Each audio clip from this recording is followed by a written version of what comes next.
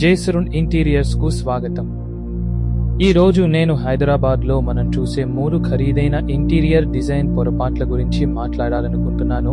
ఈ పొరపాట్లు మీ సమయాన్ని, డబ్బును మరియు నమ్మకాన్ని నష్టపోయేలా చేస్తాయి. అందరికీ నమస్కారం.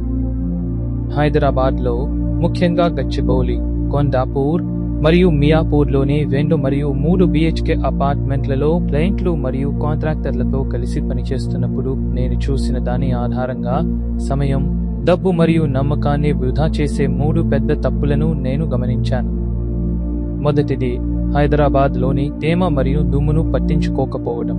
డిజైనర్లు తరచుగా కిచెన్లు లేదా వార్డ్రోబ్ల కోసం MDF లేదా సాధారణ ప్లైవుడ్ను ఎంచుకుంటారు, ఎందుకంటే అవి రెండర్లలో చూడటానికి బాగుంటాయి. కానీ హైదరాబాద్లో వర్షాకాలపు తేమ మరియు దుమ్ము కేవలం 1 లేదా 2 సంవత్సరాలలోనే వంకరగా మార్చేస్తాయి. దానికి బదులుగా పూజా యూనిట్ల కోసం BWP ప్లైవుడ్ లేదా మెరైన్ లామినేట్లతో కూడిన HDHMR మరియు స్టెయిన్లెస్ స్టీల్ ఫ్రేమ్లను ఉపయోగించండి. రెండవది, ఇన్ఫ్లుయెన్సర్ డిజైన్లను స్వీకరించకుండా వాటిని కాపీ చేయడం.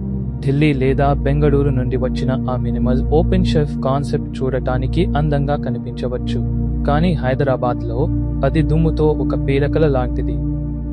ప్రత్యేక యూటిలిటీ స్పేస్లు మరియు 8 మంది కూర్చోవడానికి సీటింగ్తో కూడిన క్లోజ్డ్ స్టోరేజ్ మరింత ఆచరణాత్మకమైనది. మూడవది, కి ముందే ఎలక్ట్రికల్ మరియు ఫాల్స్ సీలింగ్ ప్లానింగ్ను పాడు చేయడం. మీరు అన్ని AC పాయింట్లను మ్యాప్ చేయకముందే సీలింగ్లను ఖరారు చేస్తే చివరికి మీరు ఎదుర్కొనే సమస్య ఇదే: పగుళ్లు, ఆలస్యాలు మరియు పునఃపని. దీనికి బదులుగా మొదటి రోజే అన్ని విద్యుత్ పాయింట్లను గుర్తించండి, లోడ్ను లెక్కించండి మరియు సీలింగ్ లోతును కనిష్టంగా ఉంచండి. ఈ పొరపాట్లను నివారించండి, అప్పుడు మీ ప్రాజెక్ట్ సమయానికి, బడ్జెట్కు అనుగుణంగా మరియు అందరినీ ఆకట్టుకునేలా సరైన మార్గంలో ఉంటుంది. చూసినందుకు ధన్యవాదాలు.